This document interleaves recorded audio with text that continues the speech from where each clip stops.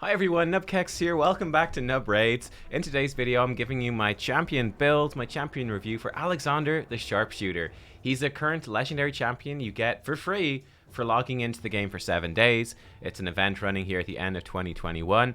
I think once the event ends in a couple of weeks or so, I suppose, I think he'll be gone and you can never get him again. But basically anyone that's really playing at all at the moment in Raid will have this guy. So let's look at how good he is, because he is 14k reviews. Look at these reviews. Oh my god, he's probably the most hated champion in Raid. Is he really this bad? Does he really suck this much? The answer is no. The answer is no. This is people, voting to make a statement.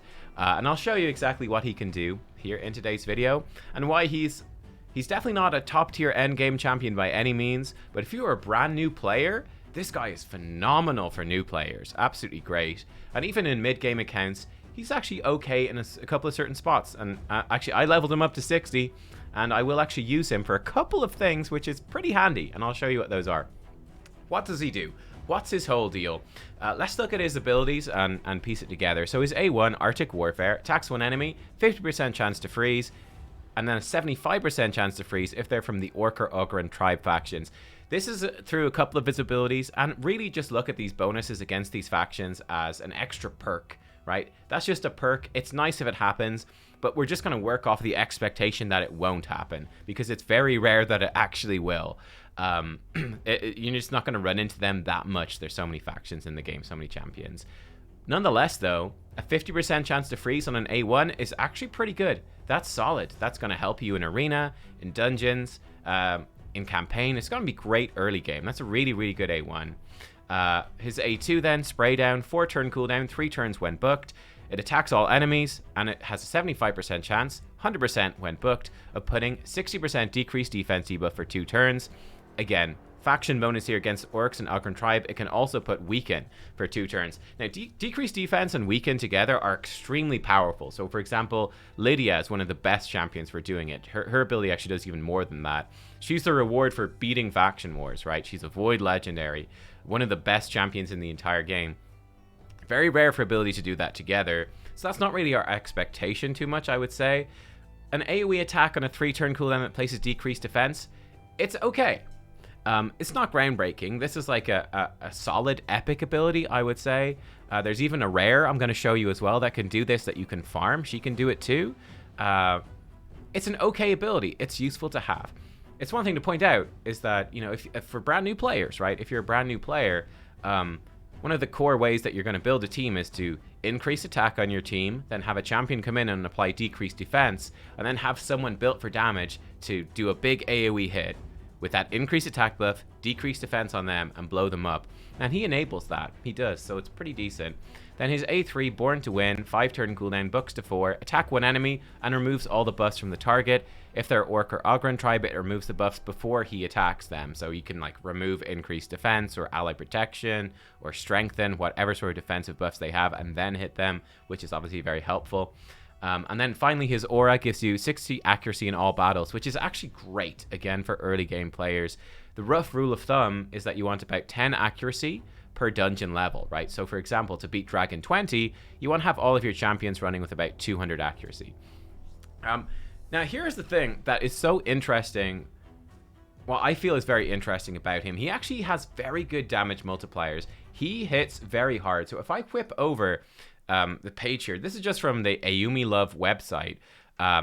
This is Aleksandr, and we can see his stats here. He's solid base stats. He's got actually pretty good health, solid attack, good speed, crit damage, all the rest, time limited event.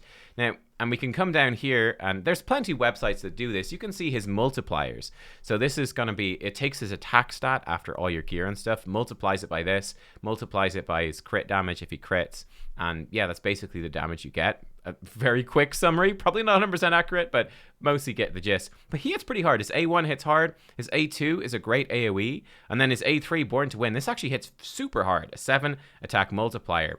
Now, there is a rare, and I actually think this is quite funny. If we just come up and if you compare the rankings they've given to Aleksandr, and then you look at the rankings for War Maiden, she's getting really positive rankings. But again, if you compare these stats, right, compare their base stats. Alexander's faster. He has more attack, more health, a lot more defense, more crit damage. He has straight up way more stats because he's a legendary and she's a rare.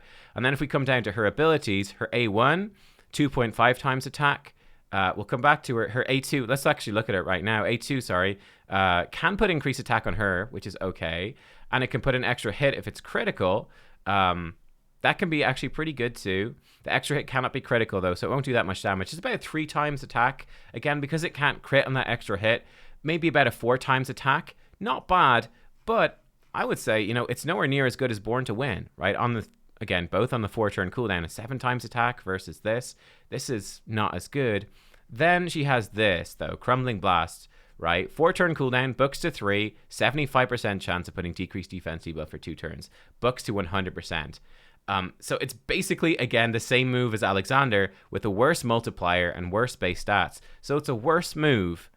It's a worse version of the same move. It's a weaker version of the same move. The difference being, though, that he is a legendary and needs legendary books. She's a rare. She needs rare books, and in fact, you can farm her in campaign. You can just keep doing the campaign missions in whatever the Badlands or whatever it is, and you will get her, and you can keep getting her and use the dupes to book her up, and you can fill up your faction crypts with dupes of her if you want for some extra base stats, and that does make a big difference. She is just objectively much worse than he is, but you can buck her up to 100% chance. Now, would I use her over him?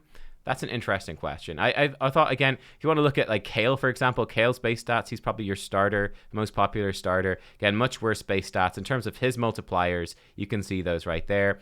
And then I just want to show you Herndig. I think Herndig is basically Aleksandr, but better. He was an old fusion, not that old, but a recent enough fusion, but he's just, you know, he's a similar base stats, but he's got better abilities, right? His A1 gives him an extra turn and decreases his A3 cooldown by 2 turns if he kills an enemy. Extra turn, hugely good.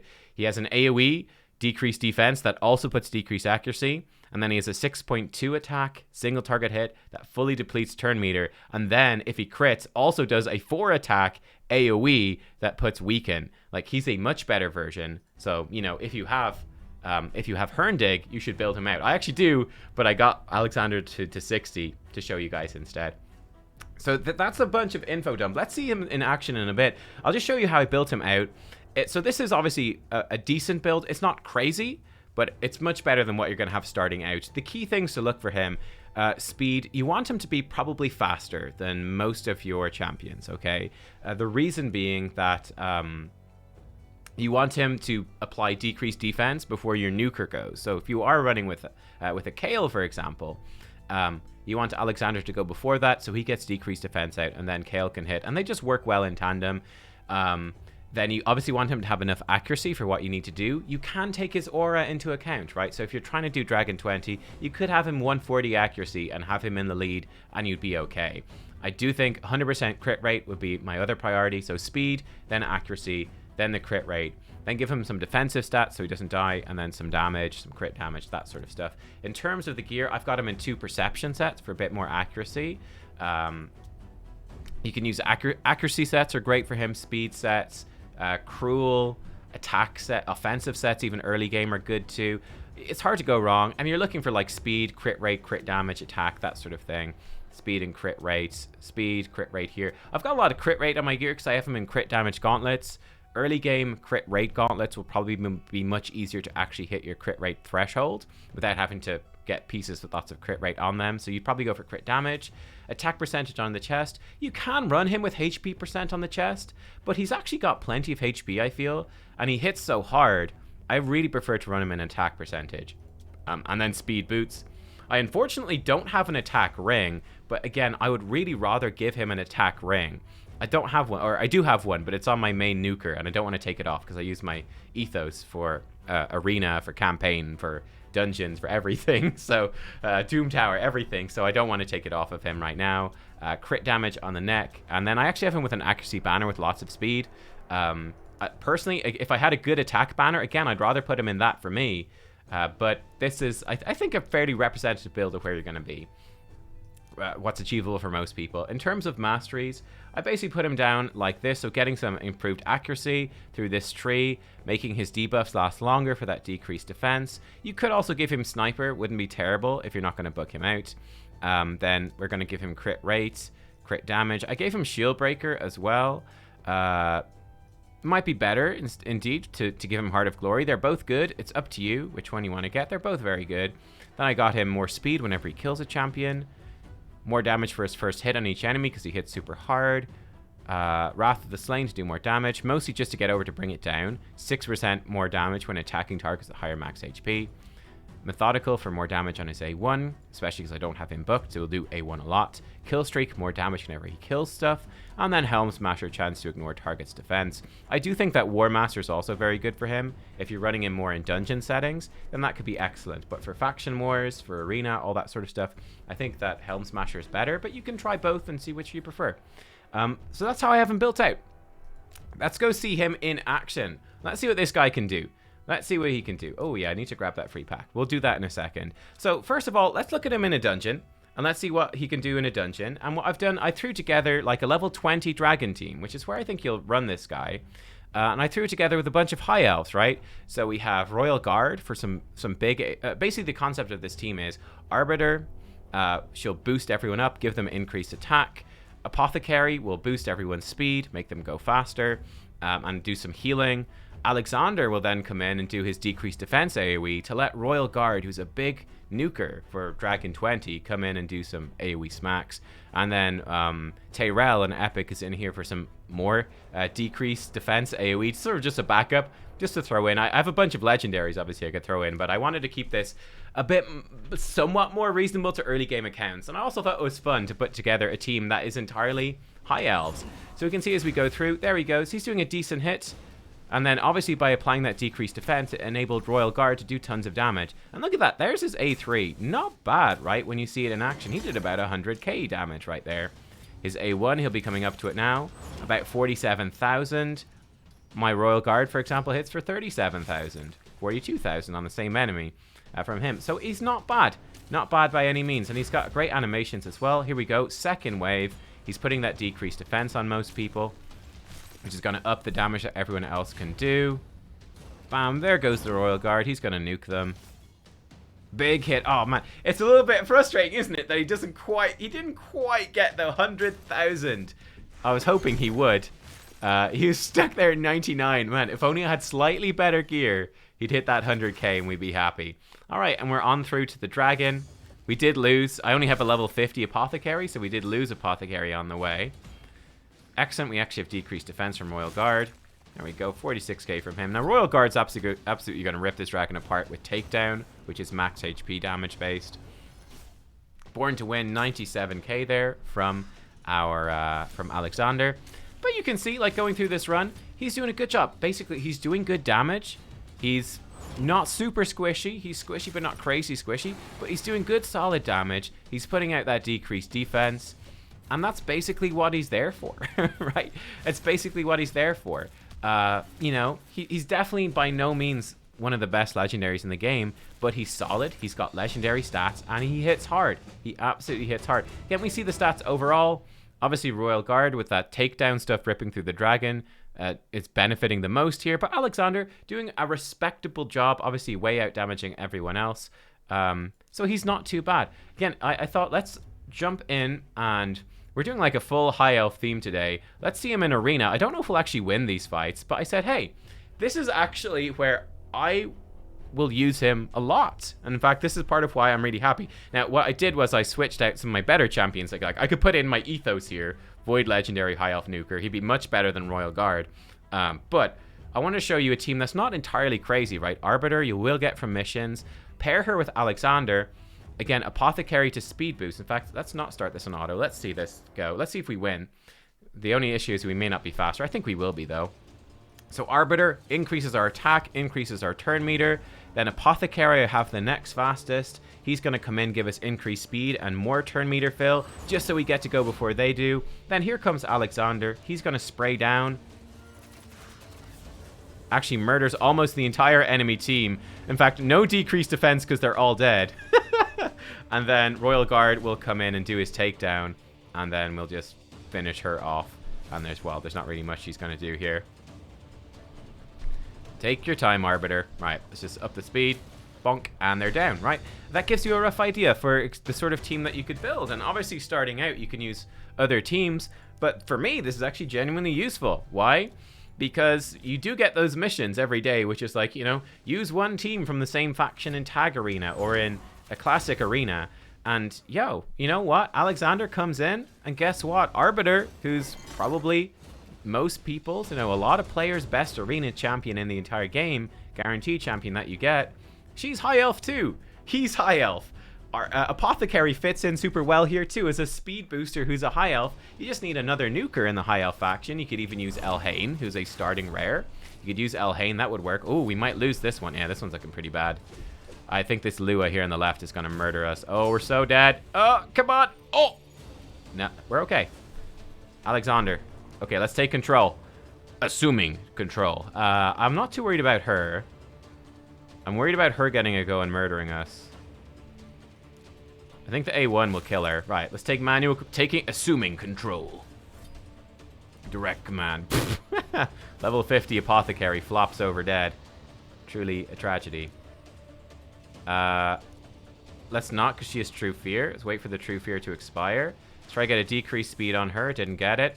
Big hit on... Yes, there we go. 45,000 on the Arbiter. Takes her down. Aleksandr coming in clutch. Now we can hit auto. Okay, good. Okay, whew, that was intense.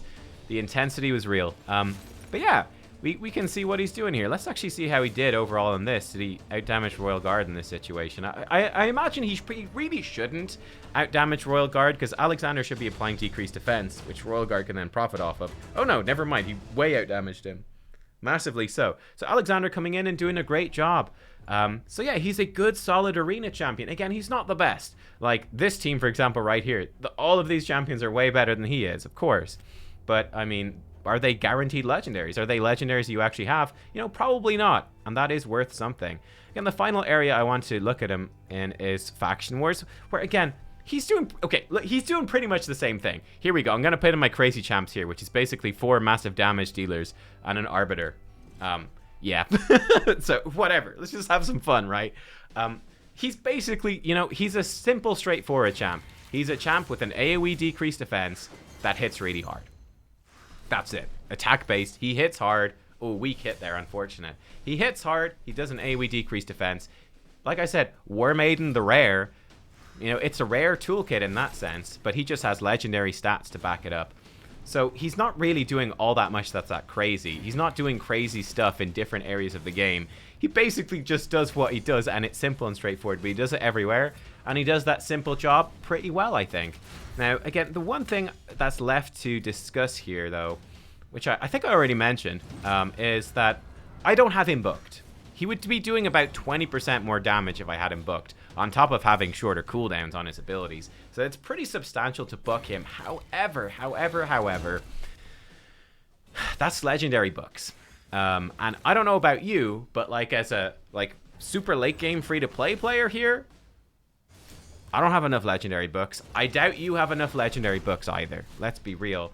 So should you be spending that very precious resource on Aleksandr and those legendary books? And I don't think so. Like, if you are a free-to-play player, a new player, you will eventually get Sill of the Drakes from logging in. You'll get Vizix from logging in. You'll get Arbiter from doing your missions. That's a bunch of guaranteed legendaries, and I would rather book all of them over him, because the stuff they do is more unique and more valuable to your account, I think. I just don't see you having enough legendary books to spend on this guy. I don't see that being a good idea. So I wouldn't really recommend it. But there we go. Actually, our fastest time right there. And then we can see the end of the... Again, compared to...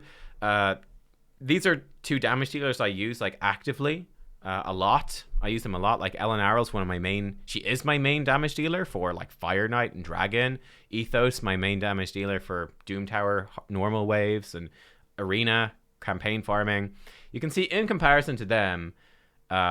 Aleksandr, he's doing a lot less damage. Now, again, to be fair, he is doing the decreased defense debuff, which makes them hit harder, and he doesn't benefit from it himself. But it gives you a rough idea. But he's in the team though. It's, I mean, best time. He's in the team. He's staying in there, and his damage is going to go higher for me whenever I get him some damage accessories. So, you know, he's solid. But, I mean, that's pretty much it, to be honest. Like, that's pretty much Aleksandr. I don't think there's that much more to say. He's solid. He's good. I recommend not booking him. I do recommend saving your books for other stuff. He's going to be fantastic early game. Great early game champion. And then in the mid and the late game, he's going to fall off because he's not doing all that much. But, I mean, he's going to get you he's going to be great for dungeons up to, like, level 20. Right, he's going to be great in dungeons up to level 20. He'll even go further in Dragon and in Ice Golem for you. He'll be fine in those dungeons. Not very good for Spider beyond up to 20 or even beyond 20. So Spider and Fire Knight, not really good for those. For Hydra, he'll be okay starting out on Hydra. He's not terrible. He'll be decent. He'll probably be one of your better champions starting out if you're a beginning player on Hydra whenever you get there. Again, for Clan Boss, he'll be okay starting out, but he'll very quickly get replaced by other champions that are more specialized. But he's solid in the arena. He's a good arena champ. Again, for early players, he's great for faction wars the whole way through. He's the best decreased defense in the faction. Tyrell's also there, who we saw on our dungeon run, but he's defense based, so he doesn't scale well with Arbiter. And I think, again, even for endgame, he's a convenient champion to throw in for those arena missions where you want to use the whole same faction. Or whenever they do tournaments, which they like to do, they say, hey, it's a tournament, you have to use only high elves in this tournament for Dragon. Or you have to use only, like, whatever, the faction, the coalition, the good guy coalition. You have to use only champions from that. He's going to be good in that stuff too. So there you go. That's my opinion on Aleksandr. Solid legendary. Does a good job. A simple job, but a good job. Hits hard. I like him. I think he's great, and for a beginning player, I think he's absolutely fantastic. So there you go. That's my thoughts on him. Let me know what you think. Have you been using him? How have you been finding him? Thank you for watching, and I will see you all next time. Bye-bye.